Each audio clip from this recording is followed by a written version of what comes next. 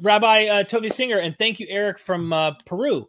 Rabbi Tovia Singer, do you consider that Paul thought he was writing his letters to lost Israelites of the northern kingdom dispersed among the nations? For example, Romans 9, he applied... No, stop. Paul is a scam. Romans is a scam. Paul lied, and he got away with it. And he got away with it because he was speaking to people who knew nothing about the faith he was asking them to abandon. He was speaking to former pagans, and he was saying to them in Romans 9:25 that there's a promise in the book of Hosea, chapter 2, that those who are not my people will be called my people. Listen carefully, okay? That's a scam. Paul lied to them. The people who should be angry at Paul are Christians and Muslims. Muslims really hate Paul, and they're right for hating Paul. They hate Paul a lot because they believe that Jesus was a prophet. They believe that Paul messed it all up. And they're right for hating Paul.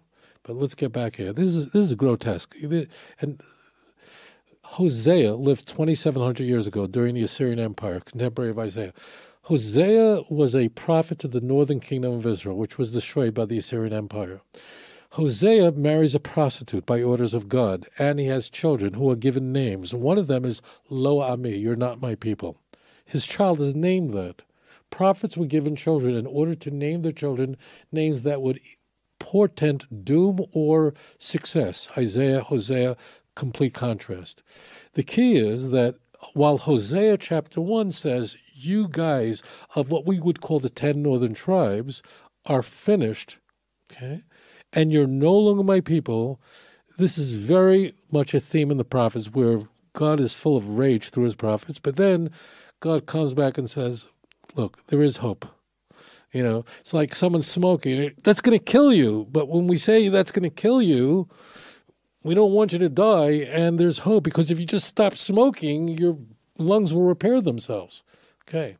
So Hosea then says about the 10 northern tribes who he just excoriated, he says to them, but those who are not my people, they'll be called my people, which means you'll be restored. Those who lo rachamu, you'll ultimately be comforted. Those who seated will ultimately be seated. That's the theme. My friends, you know, this is like the Bible I'm quoting. Like everyone has access to it.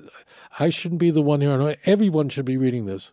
So it is speaking about the restoration of the lost tribes, the 10 northern tribes, in context. Paul in Romans 9 is applying that to non-Jews.